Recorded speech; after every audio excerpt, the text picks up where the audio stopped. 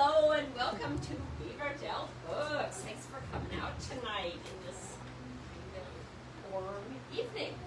Before we begin, I have to share a couple of upcoming events. Tomorrow night we have Melinda Wickman, who's going to share her latest book called Exercise Finished. It's a cozy mystery about a murder that happens at a dog obedience trial. So it should be fun. Then on Saturday, we will be hosting 7 local authors for our local author fair. That's from 1 to 3 p.m. And you can find all the details. Come and mingle with them and hear their experiences. So tonight's book, Yield, a Quixotic Quest to Rescue Virtue. Part memoir, part meditation on the creative life. Yield traces one woman's attempt to reclaim forgotten virtues, not as abstract ideals, but as daily practices shaped through ordinary moments, relationships, loss, art making, and attention. Rather than offering tidy answers, the book creates space for readers to pause and reflect. So what if the point is not achievement, but awakening? What if yielding is not weakness, but a different kind of strength? Felicia Babb Cass is a writer, watercolor artist, teacher, and community arts advocate based in Waterloo. Her work explores creativity, virtue, spiritual renewal, and the quiet courage required to live an example life. She teaches watercolor through community programs and workshops, facilitates conversations for writers and artists, and serves as the James Hurst Writer in Residence. Letty Prout will join the conversation with Felicia. Letty is a writer of speculative fiction stories that have appeared in Wired magazine, Clark's World, and elsewhere. Several of her works have been translated into Chinese, Japanese, and French. So please join me in a warm welcome for Felicia and Letty.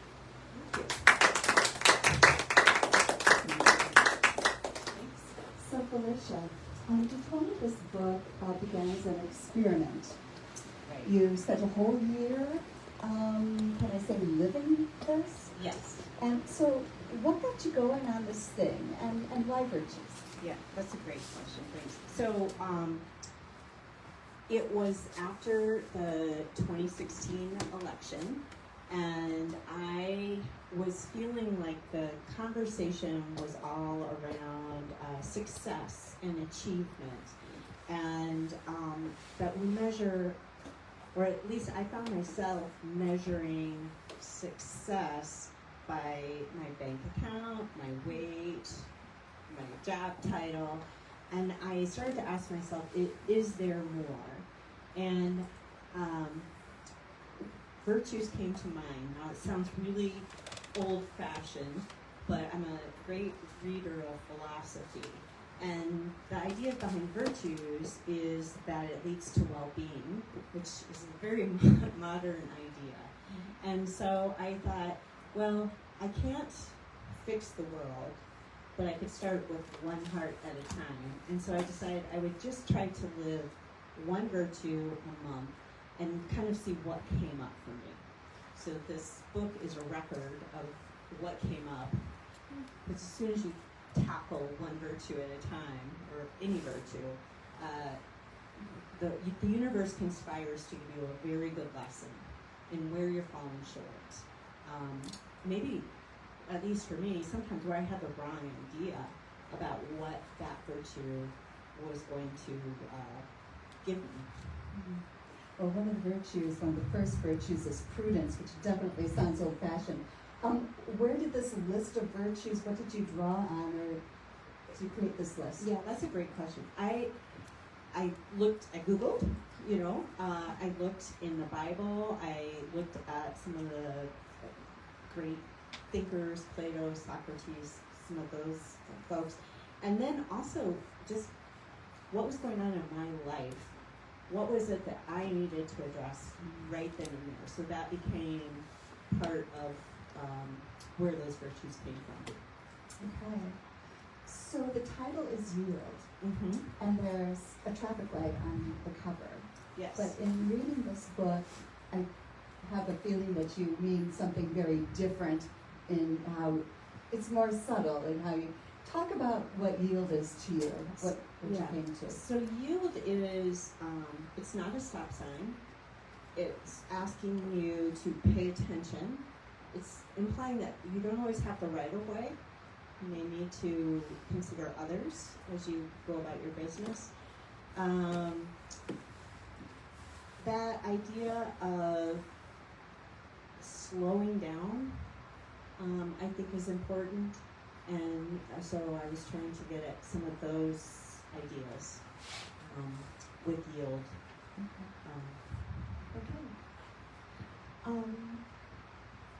So why write about these virtues now? I mean, what relevance do they have to us now? So I mentioned that I think that they're very modern and that they're a way for us to experience well-being. I think that, I'll just speak for myself, that I find that I lean into control. I want to plan out there, I set goals, and I work towards those goals, and I celebrate my goals when I achieve them for maybe 5 seconds, right? And then you move the yardsticks, and you're on to the next goal. Where yield or virtues are really more about character, and that's something that you integrate into who you are and who you're becoming. So achievements, goals, successes really can kind of become a line on your resume, but developing your character is something that is a lifetime achievement. More than achievement, though, is something that helps you meet life. It helps you meet the questions that life is asking of you and keeps asking of you. So it's not a one and done kind of thing.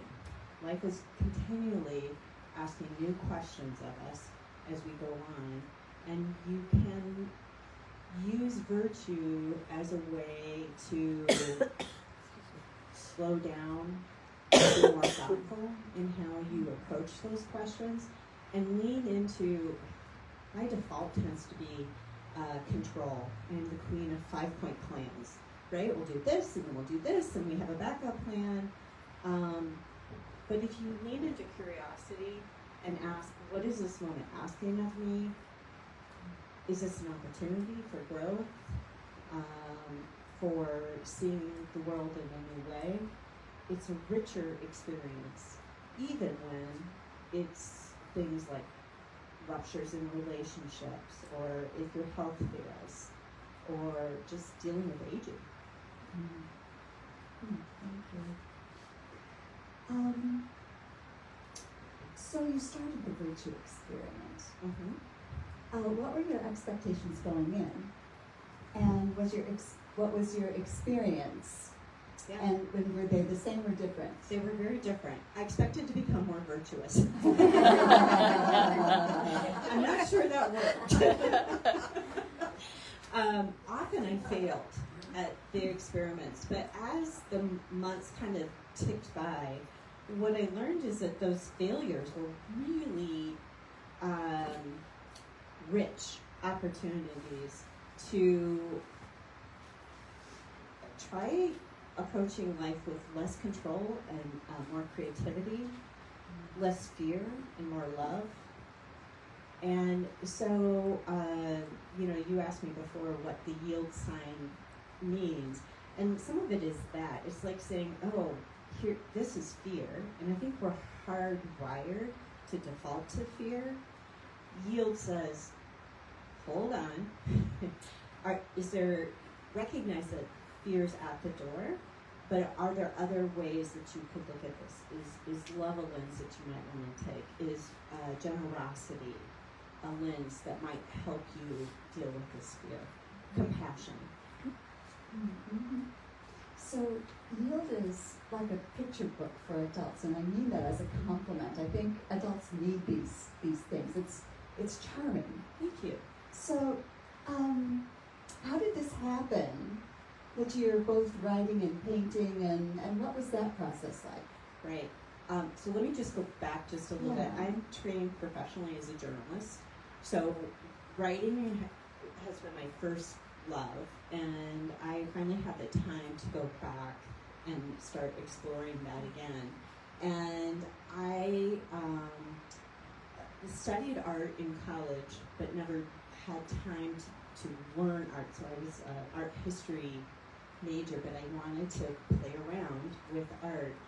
And so my college roommate was an interior designer. So I went up and told her, I got this idea. I want to learn I want to learn watercolor, and I want to write a book, and I want to put these two things together. And she said, wait, do you do art? I've known you for 30 years. Do you do art? And I said, no, I'm going to learn, and I'm going to write a book, and I'm going to publish it.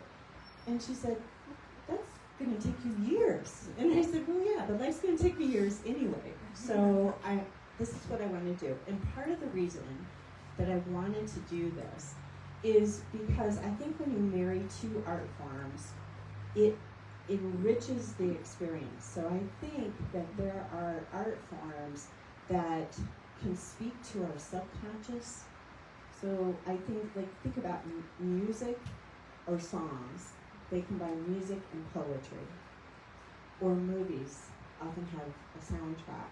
And those images and the music put us in an emotional state that we wouldn't achieve without the music. I think writing and art do just what you were talking about. They enrich the experience by pulling into our subconscious and make it deeper and more meaningful. Did the paintings inspire the writings, or vice versa, or?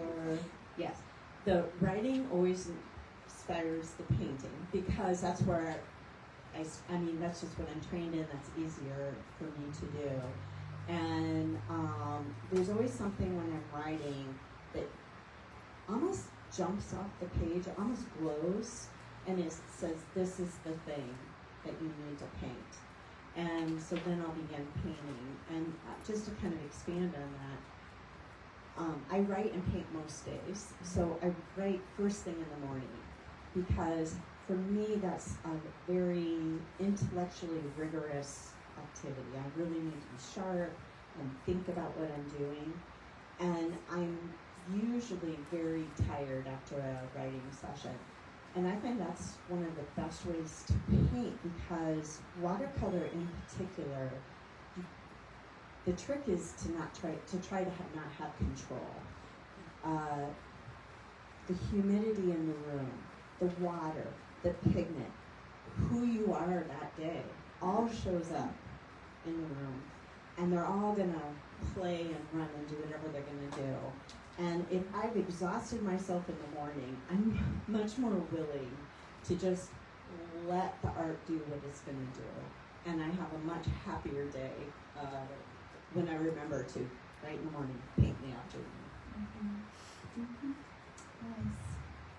So, what I like about this book is that you don't preach, you don't tell us, this is what this virtue is. You don't define but you're like telling these sometimes stories on yourself, sometimes philosophical thoughts that have passed through your head.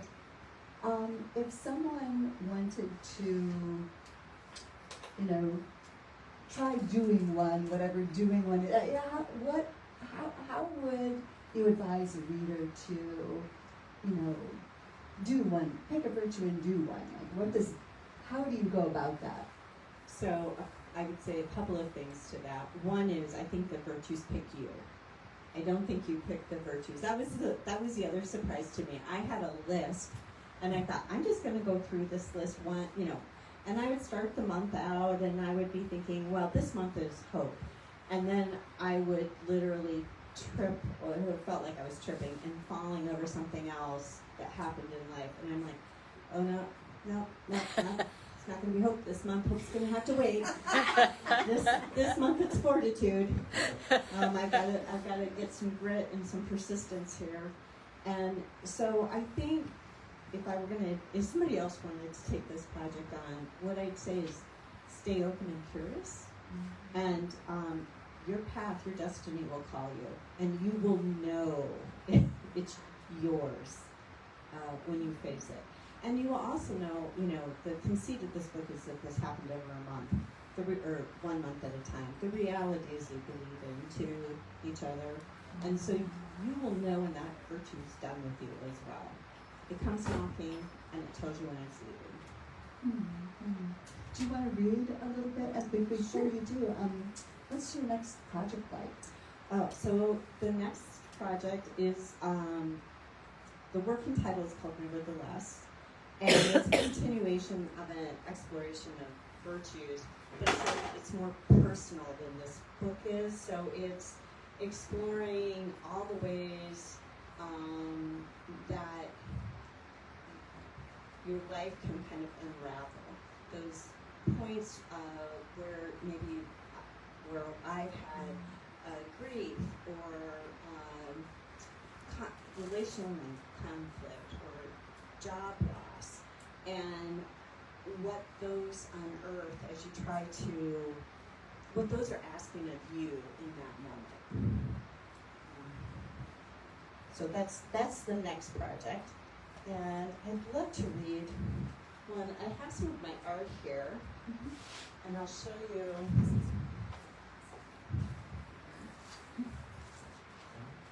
This one's called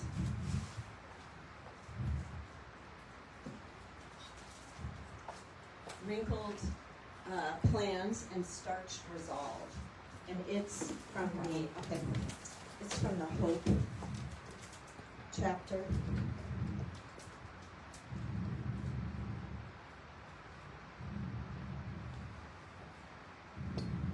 I'm sorry, it's from the Fortitude chapter.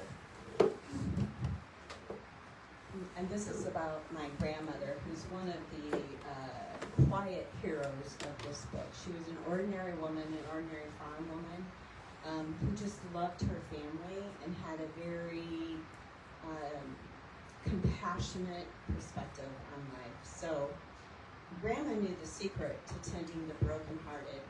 Grandma was a busy, no-nonsense woman. She and Grandpa farmed 280 acres where much labor was done using horsepower, small tractors, and hand labor. They milked a small herd of cows twice a day, but when someone showed up brokenhearted or shattered by life, Grandma stopped everything to sit with the hurt and injured. Grandma never scolded or pointed out how we were to blame for our messes. She acknowledged our pain. She believed in our fundamental goodness despite our shortcomings. And when we couldn't get or be what we wanted, Grandma extended an olive branch of compassion. Compassion's tonic created space in the claustrophobia of loss and disappointment for us to find courage and perseverance. And finding those, we found fortitude.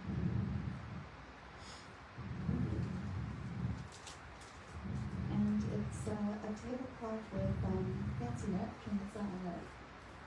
The tablecloth reminds me of picnics. Yeah, she had a checkered oilcloth tablecloth on her table all the time, and these are actually hankies. She had little embroidered hankies, and if you would start crying, which I did and lots of other people did at her table, she would go, she had a chest of drawers in the kitchen, and she would go get the hanky and hand you. She was prepared, and she had good coffee for those times when we were. That's very cool. Did you have a favorite virtue?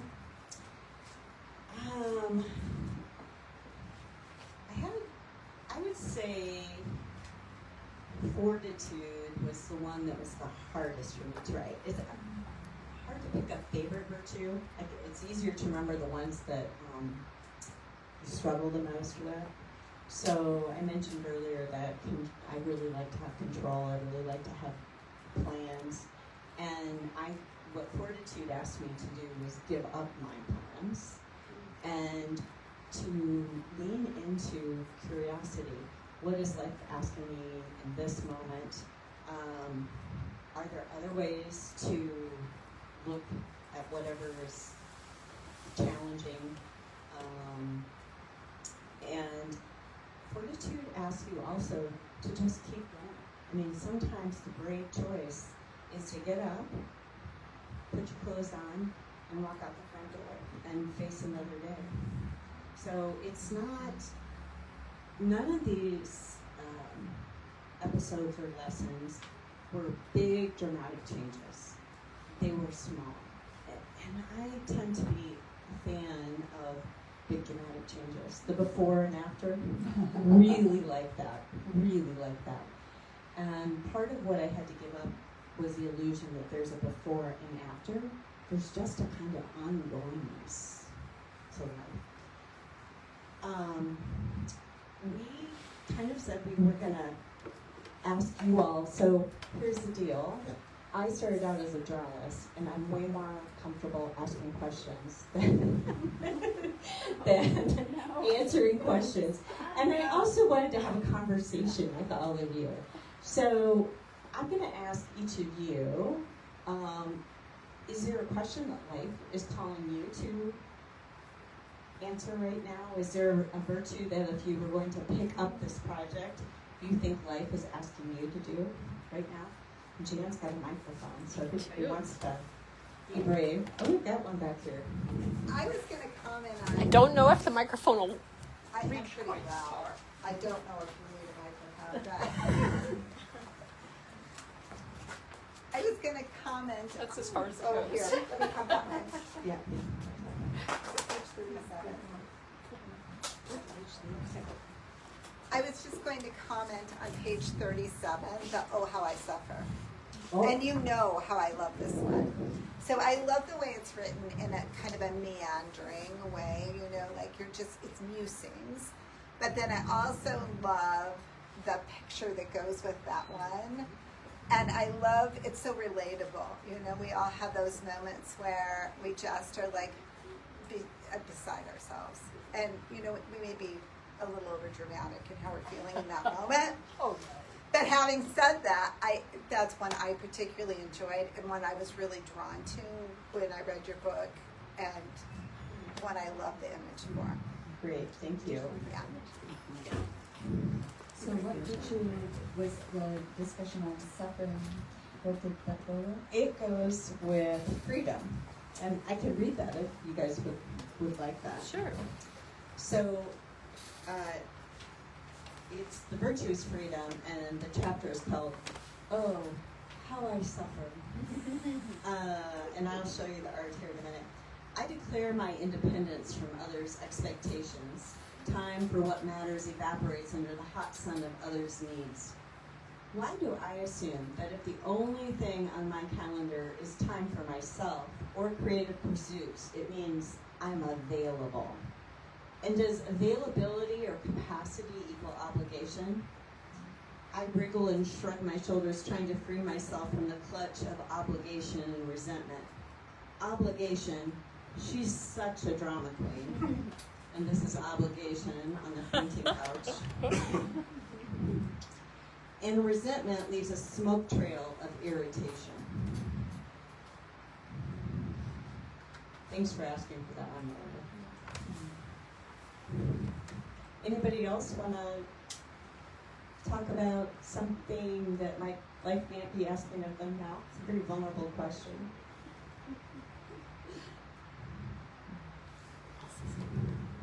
I think you're really brave. Really brave? Really brave. I think a lot of people aren't brave. And to address any of these virtues, you have to be very brave and honest. So that's the highest praise I have. Oh my gosh, Angel. I don't think a lot of people are brave enough to even deal with these things in their heads. So I'm excited to read your book, and I'm going to share it with a colleague of mine from the University of Iowa. Oh, thank you. Yeah, who's Thank a you. life coach. She's going to love it. Oh, thank you. Yeah. So Thank brave you. is hard.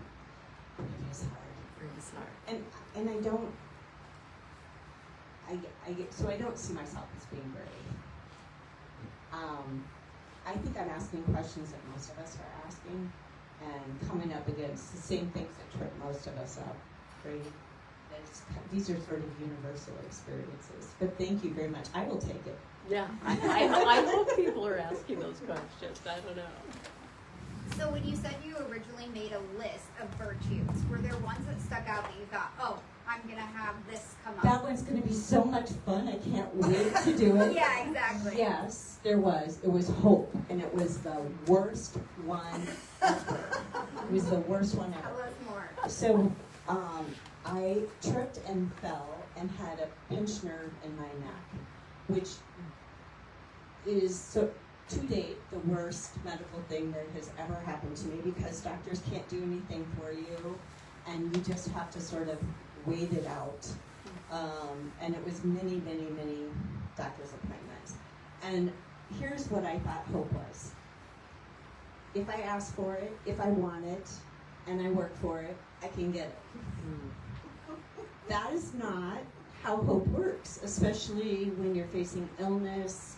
And I should have known better. I mean, you know, I was a single parent. I've had ruptured relationships. But this was my rickety crutch of hope that had carried me across all of life until this point. And now I needed some kind of sturdier version of hope. And what I found out that hope is just an ongoingness. It's just needing that day, and sometimes just needing that moment. There were times when I was in so much pain that just getting to the next moment was all I could do. And there was a time where I had to decide, so much pain that I really couldn't write. I had trouble holding a paintbrush because my fingers weren't working. So very frustrating time. And I decided, well, I can sit on the couch and feel sorry for myself, or I can hold the paintbrush to the best of my ability. I'll still be in pain, but at least I'll be painting. And just that kind of ongoingness. So it was really only in retrospect that I realized that's hope. Because I was still waiting for Annie's "The Sun Will Come Out Tomorrow." So, sorry, follow up to that. So, could that be somebody else's faith? Or how did you determine the word? Yeah, so again, I think this is a very personal journey about what calls to you and then how you define it, right? Like, freedom isn't on it's not in the Bible, it's not on Plato's list, but it was on my list as a virtue. So it's a very squishy definition. In my world, it's a very squishy definition of what counts as virtues. So this isn't a definitive list of all the virtues that are ever existed. No. Or even that I will be called, right? Or even that I will be called upon to to learn more about. That's right. That's right. Virtues part 2. Yes. Yes. I have a question. Yes, Jill. So, walk us through the process. So, you would write. How were you inspired to write about a particular virtue, and then how were you inspired to add your grandmother's tablecloth? Right. So, I have a writing practice, and I needed something to write about. So this seemed like a good thing, right? I'm living this project, and I thought, well, this is a good thing. So it started in my journal, and then I was like, oh no, there's really something here that I think I need to take out of the journal and kind of capture. And then when you're a painter, if there's everything you can paint, then there's nothing you can paint, because nothing calls to you to paint.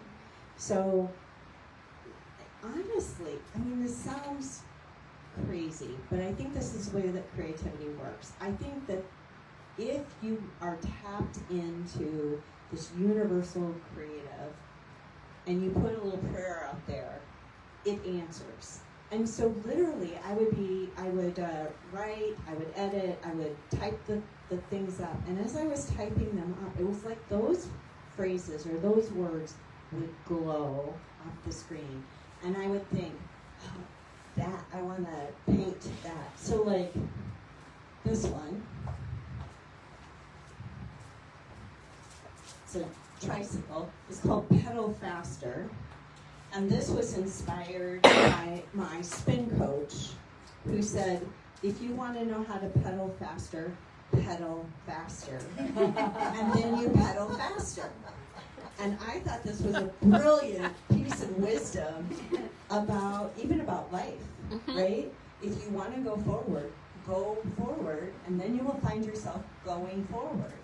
And so the pedal faster almost glowed on the screen as I was writing it, and I thought, that's it, that's what I have to write. So then it was a matter of finding, I knew it was a bike or a trike, so you just paint a lot until the one and you go, yep, that's the one that goes with this page. Fascinating.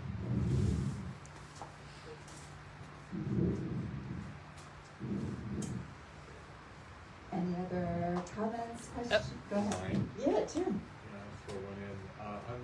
I'm interested in the title. If Don Quixote is kind of chasing windmills and is rescuing virtue,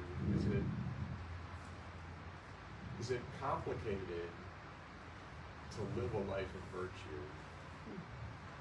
Like Don Quixote, it's like impossible, right? Or is it like just living the day to day and these things come to us of like, wait a minute, kind of what you came to as a revelation of when you wrote the book, like I can't do all of this stuff. It's just that something is calling you into the experience of the now. It's at peace, like, hey, it's okay. I mean, we get to the end of our lives, it's like, wow, there's nothing I could have done. I just have to live my life. It's not, so how do we rescue virtue as opposed to just like, yes.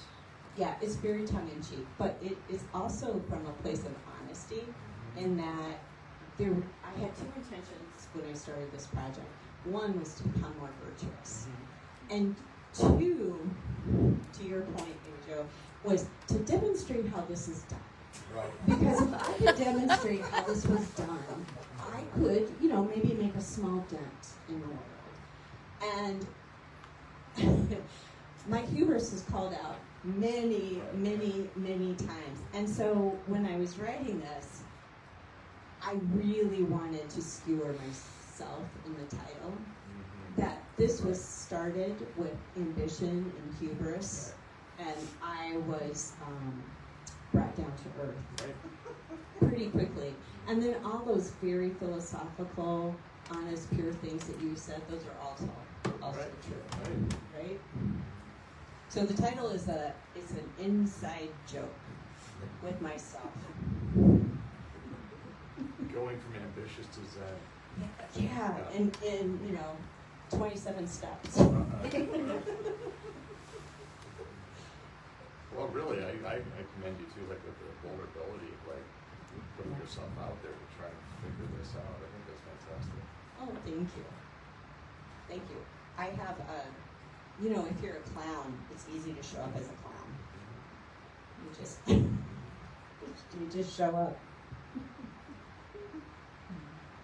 Did you have a particular reader in mind in writing this book? Target.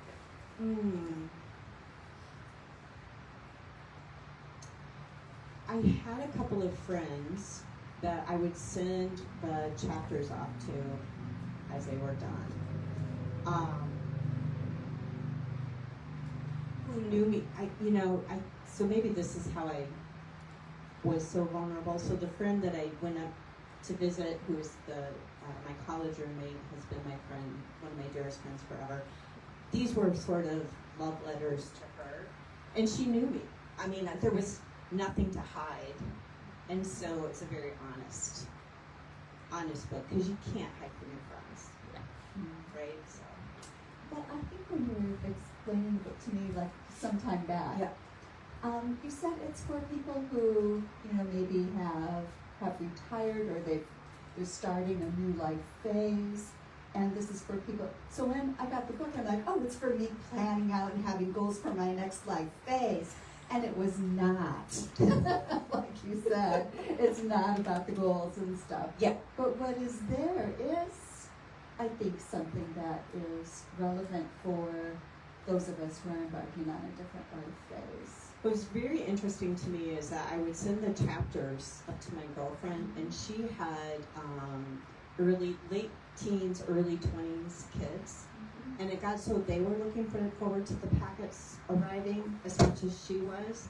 And so I think it's for anybody that is in a moment of transition. Just like Virtues found me, I feel like this book will find its audience. And it could be anyone, but it's likely to be people who are asking deeply of life, what have you got for me? And what are you asking of me? Thank you all for coming out on such a hot, steamy July night. Really appreciate it. Okay, if there's no other questions, let's hear it for both of them. And Felicia will be citing books. Yes. Okay.